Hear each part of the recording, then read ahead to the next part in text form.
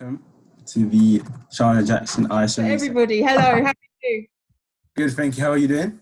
Yeah, I'm really, really good. I'm really good. Please Brilliant. I excuse like your headscarf. me. Thank you. My hair is not popping stain. Excuse the mess. But here Also I am. worked with Tate Modern as well on two books, I believe, arts books.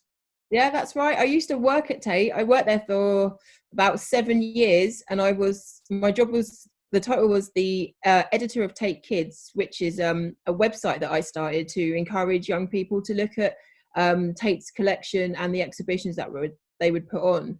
Because my whole thing is about encouraging young people and Mm, people who think arts and reading and culture isn't for them to engage. mm. So it was a really good job to have. That's brilliant. And I mean, it's great to even see that your two books as well, which feature two black young detectives, is breaking also the stereotype of the characters normally being not of color Right. in other words. And I think that's really interesting, especially during this period in time.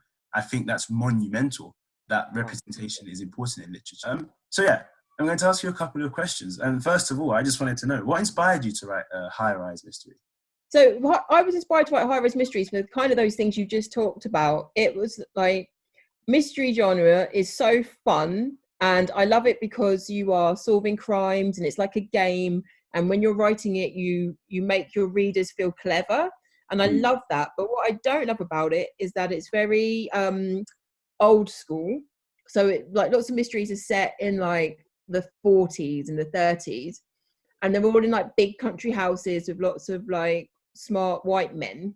And I mm, thought, wouldn't it be interesting if we took all of that, we transported it somewhere else, we put it on an estate today with young black girls. You don't really get, unfortunately, many young black girls being the main characters in books. And mm. as a former black girl, I would love to have seen it. So I think that, I don't think, I know, that's why, that was like part of the reason. Just 1% of British children's book feature main characters who are black or another minority ethnicity, and among British young adult books, just 8% of titles published within the 2006-20 to 2016 decade were by authors of color. So it's obviously quite important that representation in literature is increased. And I would imagine, well, that's how I feel anyway, and I'd imagine that's how you feel as well, right?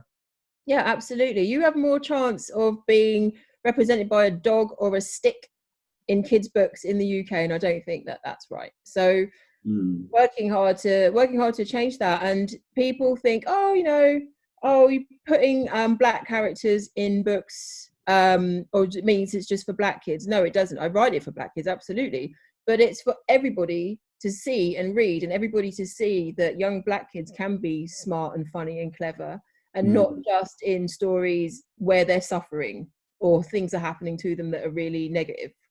Those books also have a place, absolutely. Those stories are telling the truth of our time, but for me it's also really important that we show like the many facets of what it's like to be a black person. mm.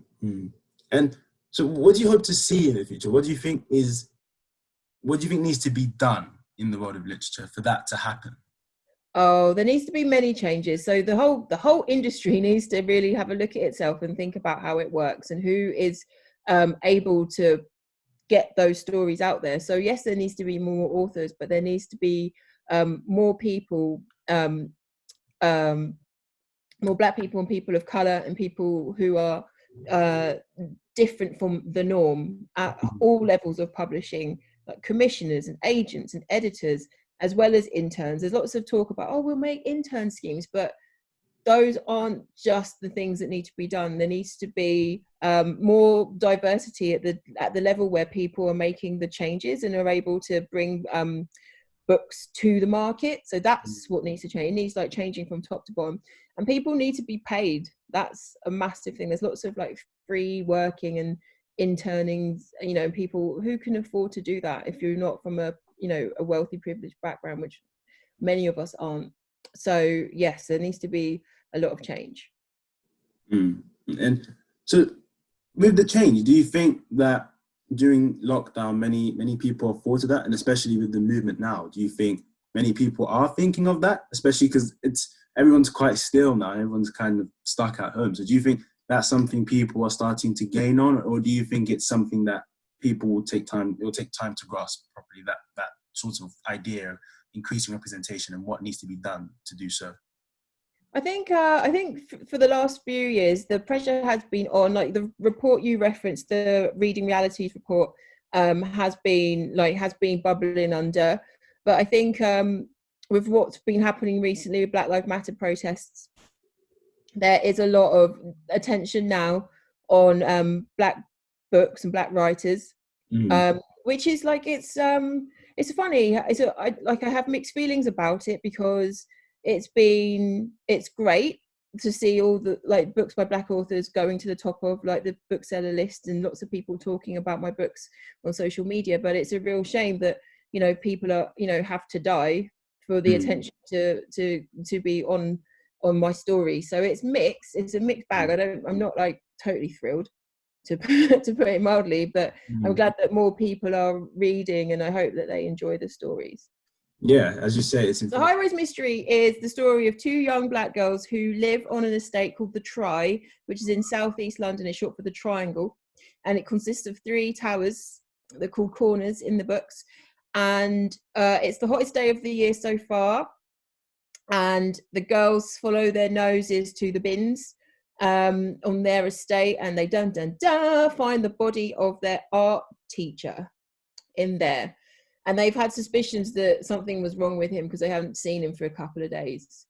And then they find his body, and then the race is on to find out who did it, because somebody very close to them is quickly pulled into the frame and they need to save them. And the High Rise Mystery came out in April 2019.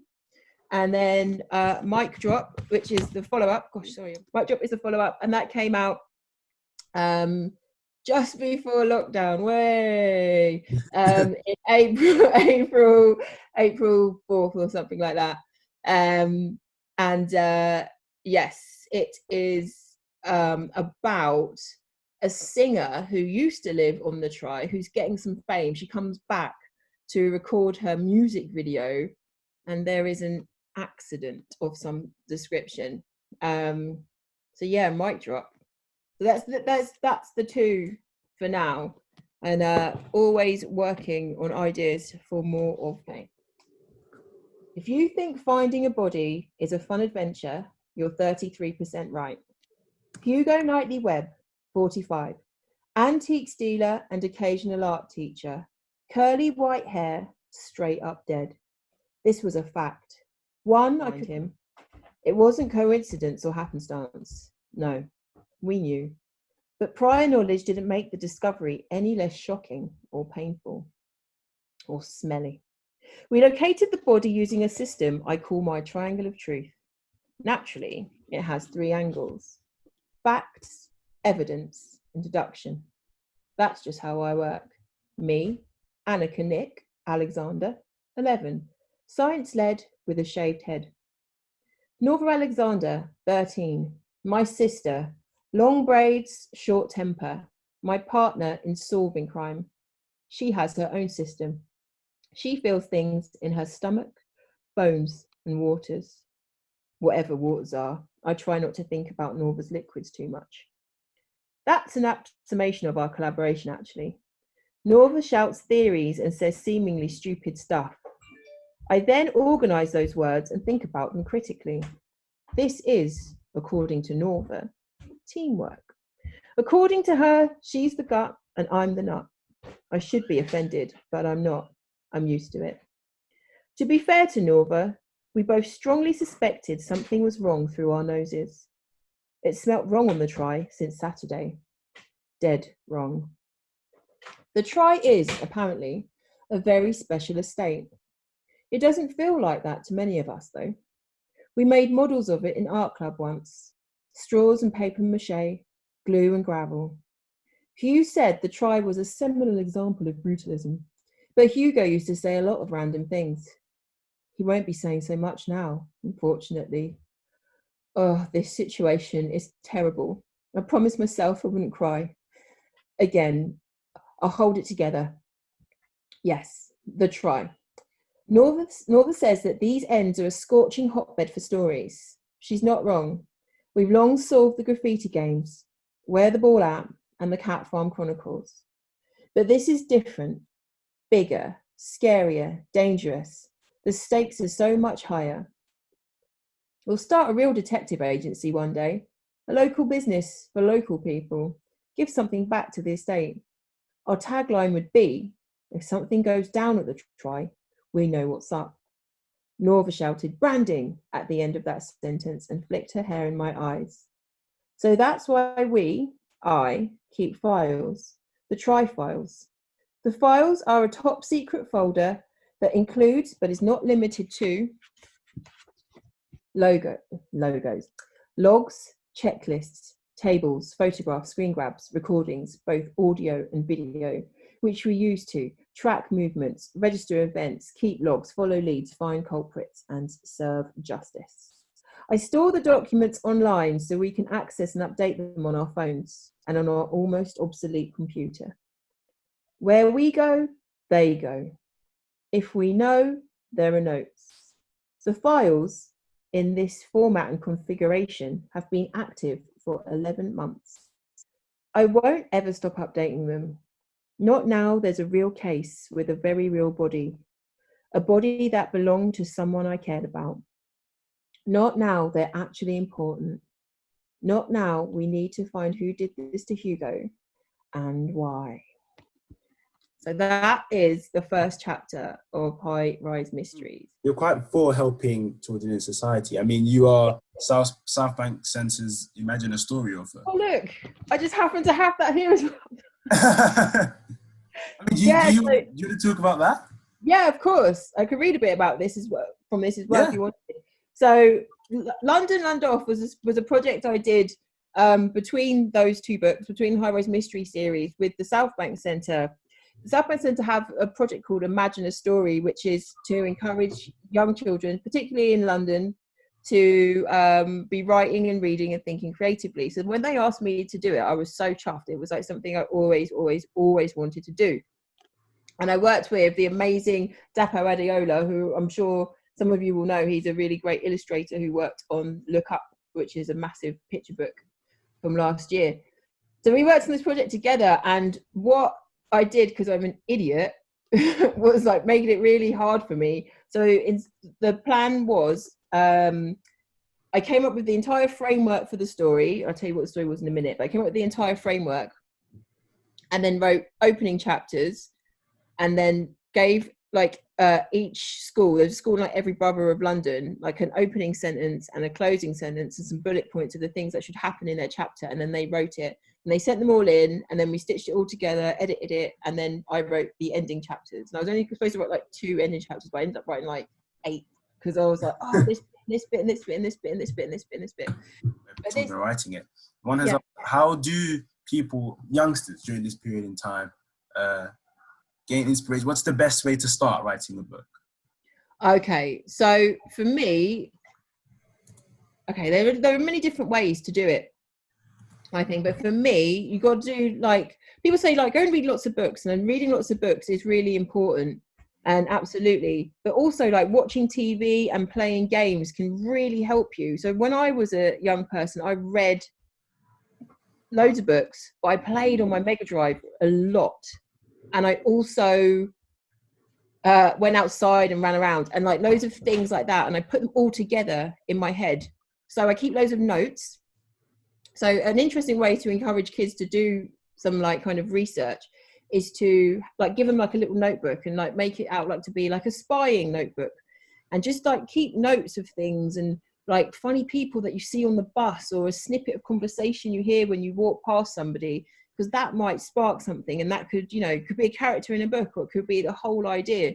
So I have like in my wherever I write, not in this boat actually, but when I lived in when I had my house in Sheffield, I had like huge post-it notes, like massive post-it notes, and then I'd put smaller post-it notes on top of them with just like a one line of things, like one liner. Like I was like driving my kid to like trampolining in London when we lived in London, and his friend said, "I'm gonna roast you like a chicken," like meaning like he's gonna like verbally beat him. And I was like, thank you, love it.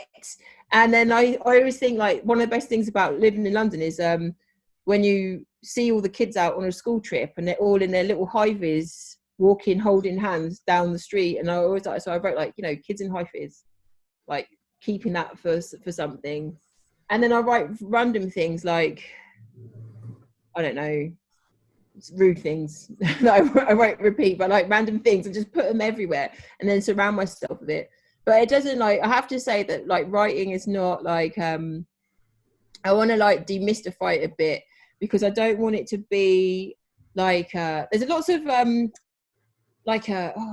inarticulate, but lots of kind of like mystique around being a writer. Oh, I'm just going to like retreat to my quarters and just like dash out a book for you. And it's like, no, it's not what it's like. Like I put you, it's a lot of work, and I do it in little bits. I do it overnight around my other job. I do a bit on the bus maybe. And I just like to, you know, anybody can do it. Like just if I can do it, anyone can do it. Just like write it down and keep going. And even if you think it's trash, you just got to keep going with it. That's like that is my biggest advice, because when I'm writing my books, like I have like my confidence like really shakes. So I'll write it and I'll be like, one day I'll write it and I'll sit there and I'm like, man, I'm so good at writing. And then the next day I'll read it back and I'll be like, this is the worst thing I've ever read in my life. I cannot believe anybody took this writing. I scammed them into a deal, blah, blah, blah, blah, blah. But you just have to keep going with it and just like making it work. You just have to do it. And this is what publishers told me when I was like, because I'd be crying like, oh, I can't write this, and they just like, just write it, just write the book, just write it down, and then if you've written it down, then you've got something to work on. So yeah, just write down some words, but don't worry about being precious about it. It will stifle you. I have another question from Amina. When did you realize you wanted to write or be a writer? So I was about 7. I was about 7, I think, and then I was like writing. My parents bought me like a diary, right? I wanted a diary so I could write a diary, but they bought me like a businessman's diary, so it was really funny. And so I wrote this diary for about until like February, and I got bored with it, and then I started writing like this really like cheesy novel. It's called Nero the Hero, about some kind of time traveler. And then I was like, you know what, I really quite like writing. And I did bits here and there and like non-fiction stuff and just like writing where I could.